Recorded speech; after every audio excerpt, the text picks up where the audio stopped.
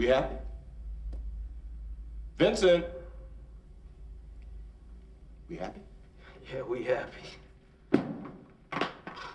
Look. One question that has always been debated by movie fans is what is inside the suitcase in Quentin Tarantino's Pulp Fiction. The two most popular theories are that the suitcase either contains the soul of Marcellus Wallace, or that it simply is a MacGuffin-like plot device that doesn't contain anything at all. Now, before telling you what I think, I would like to investigate both claims because I think both are valid and have plenty of supporting evidence.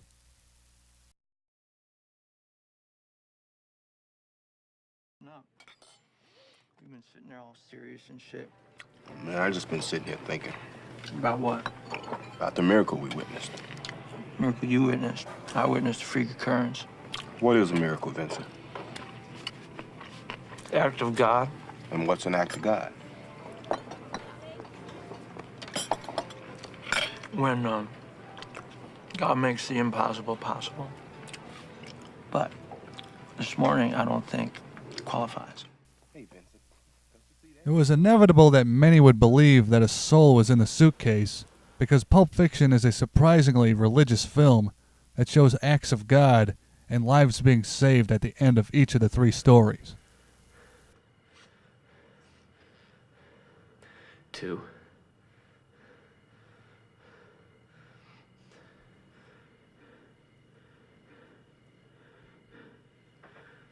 3.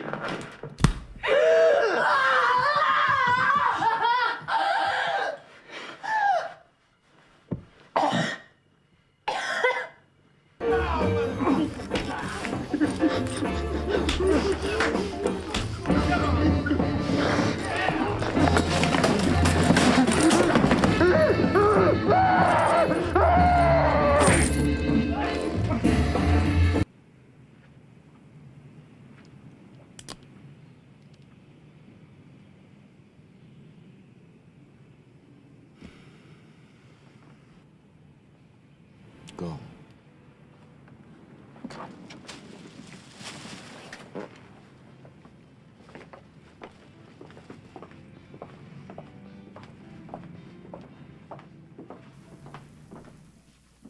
Now, if you watch Pulp Fiction linearly, you can clearly see that Vincent Vega becomes a doomed character after he rejects the divine intervention that saved his and Jules' lives.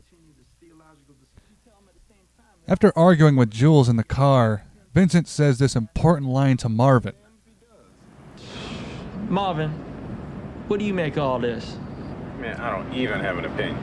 Well, you gotta have an opinion. I mean, do you think that God came down from heaven and stopped? Oh, what the fuck's happening? Oh, man, shit. man! The gun misfire was another divine intervention in order to make Vincent believe in God and follow Jules' path of retiring from the mob. The second act of God happens the next day when Vincent goes to his friend's house to buy heroin before going on his date with Mia. I'm giving you some out of my own private stash. That is what a nice guy I am. Out of balloons. Is a baggie all right? Yeah, that's cool. All right, just get one for you.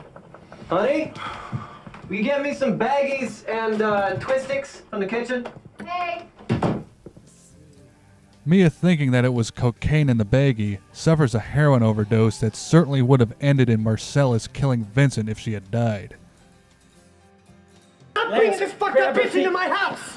It's this fucked up bitch is Marcellus Wallace's wife. Do you know who Marcellus Wallace is? Yeah. Do you? Yeah. Well, if she croaks on me, I'm a fucking grease spot. Now look, I will be forced to tell him that you did not help and that you let her die in your fucking lawn. Now come on, help me, pick her up. But the missing balloons and Mia being brought back to life is still not enough to make Vincent stop his life of crime. The last act of God will finally cost Vincent his life when Butch's girlfriend, Fabian, doesn't bring his father's watch with her to the motel. A thin slice of melted cheese. Where's my watch?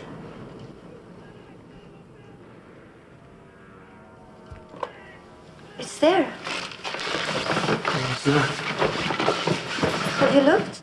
Yes, I fucking look. What the fuck do you think I'm doing? You sure you got it? Yes, bedside table drawer. On the little kangaroo? Yes, it was on your little kangaroo. Yeah, well, it's not here now. Well, it should be. Yes, it most definitely should be, but it's not here now. So where the fuck is it? How could she remember all of those details and still not have brought the watch with her? It is my opinion that she did bring it with her, and by miracle it went back to Butch's apartment, where he would face Vincent and deliver God's punishment.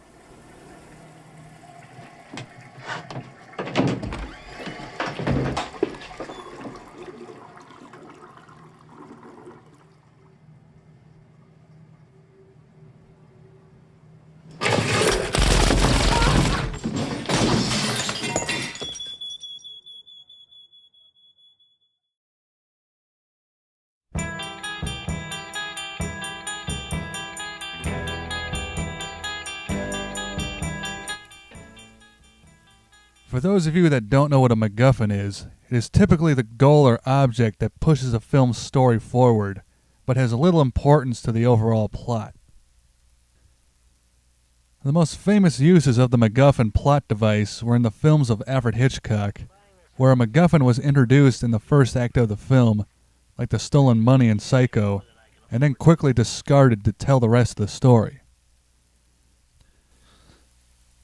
An argument can be made that Pulp Fiction was not trying to be a serious film, but actually trying to be a satire of the film noir genre and Hollywood movie cliches like the MacGuffin.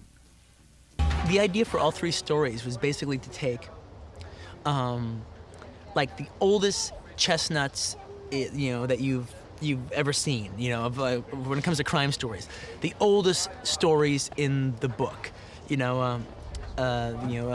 Vincent Vega and Marcellus Wallace's wife. The oldest story about, the big man's, the guy's got to go out with the big man's wife and don't touch her.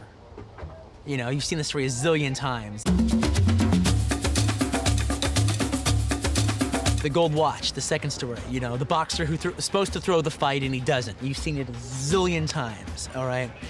And the third story is not so much a classic story, but almost a big cliche. Like every other Joel Silver movie starts off with a couple hitmen showing up at a place and, shooting somebody and splitting. And then, that's like the first 5 minutes of the movie, and then, they cut to Arnold Schwarzenegger somewhere else, and then, it's all gonna tie in. All right? In the third story, in this one, it's like these two hitmen, they go and they take care of this guy, after they kill him, we don't leave. We hang out with them all morning long and see what happens to them during the course of that morning. This satirical point of view would support the idea that there is nothing in the suitcase at all, and that it was just a cinematic joke by Tarantino.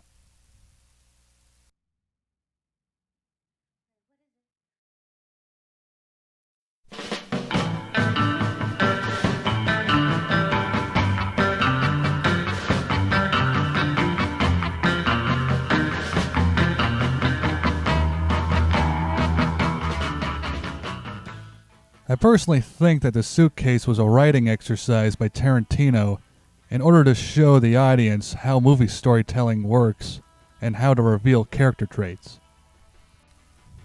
It's not important what is in the case. What is important is how each character reacts to it. Both Vincent and Ringo see the valuable contents of the case and are tempted to steal it. And by contrast, Jules wants nothing to do with it and only wants to deliver it to Marcellus. Jules, at this point in the film, sees that all objects of his former life are evil. That is why he gives Ringo all of his money, and that is why the case's combination is 666. 666 has nothing to do with the devil in this context. It just is reinforcing how evil Marcellus is and his way of life. So that's what I think the case is. A very important empty plot device. But as long as Pulp Fiction is relevant, I'm sure it will continue to be debated by film fans.